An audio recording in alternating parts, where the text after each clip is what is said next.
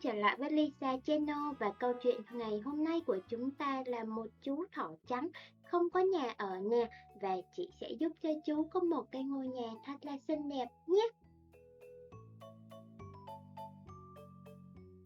Đầu tiên thì chị sẽ vẽ hai cái trang bìa giống như vậy nè, các em có thể thấy đúng không nè? Chúng ta vẽ hai cái trang bìa 2 tầng nè. Rất là dễ đúng không nè? Các em hãy chuẩn bị giống như của chị nha. Và tiếp theo thì chị sẽ sử dụng băng keo trong để dán hai trang này lại với nhau.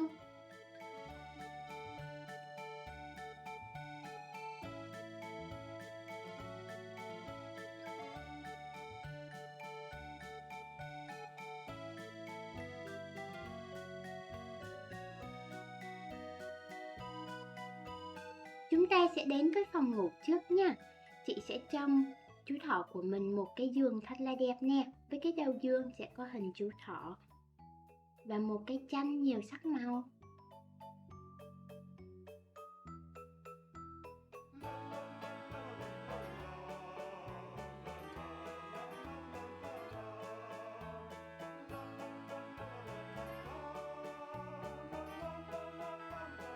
Tiếp theo thì chị sẽ thêm một cái chậu cây vô phòng ngủ để cho phòng ngủ nó thêm màu sắc xanh nha.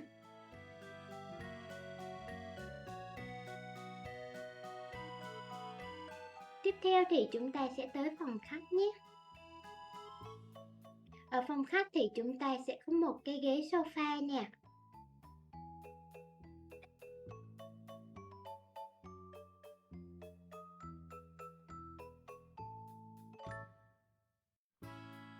Và một cái bàn.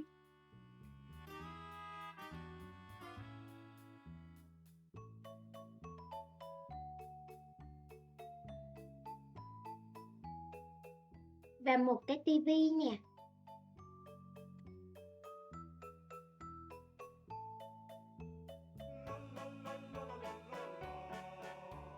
Và một cái kệ để sách và đồng hồ chị sẽ dán lên trên tường nha.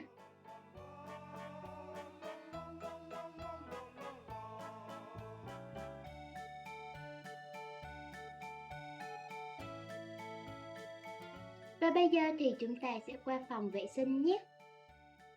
Trong phòng vệ sinh này chúng ta sẽ có một cái bồn tắm rất là to nè.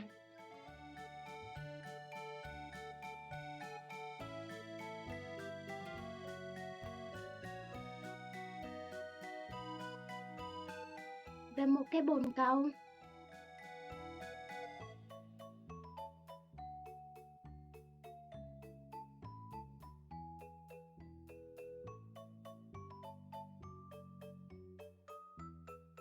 Và đương nhiên không thể thiếu được đó chính là một cái bồn rửa mặt nè, cùng với một cái gương.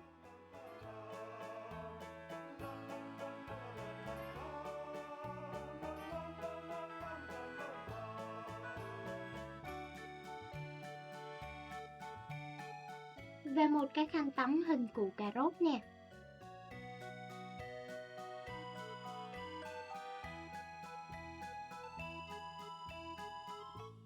Cuối cùng thì chúng ta sẽ trang trí phòng bếp nha. Chúng ta chỉ cần có một cái tủ lạnh cho chú thỏ.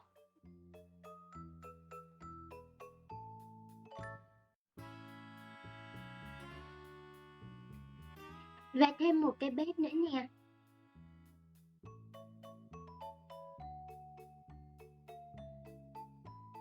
Và một cái bồn để rửa chén, rửa tay, rửa rau, củ quả nha. Như vậy là chú thỏ của chúng ta đã có một ngôi nhà mới rất là đẹp đúng không nè? Và bây giờ thì chúng ta sẽ trang trí ở trang ngoài của quyển sách này nhé.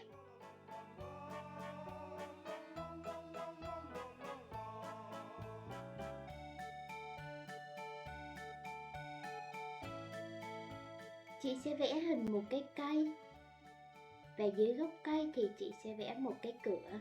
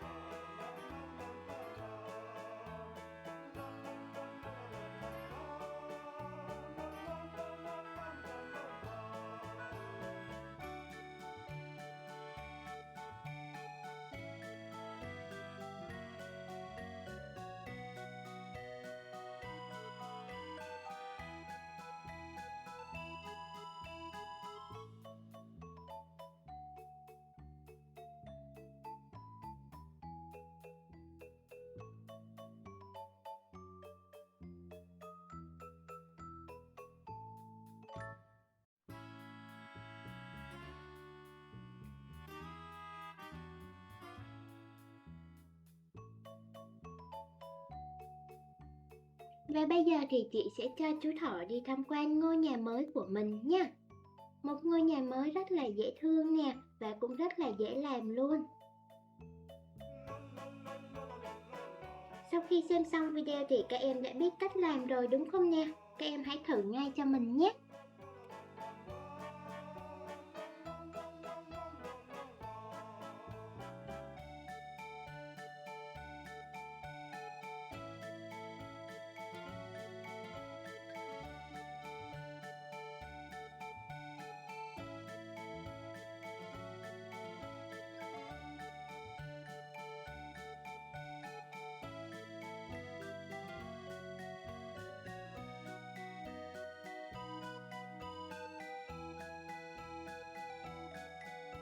Nếu các em thích thì hãy ủng hộ chị bằng cách đăng ký kênh, like và share các video sau nhé.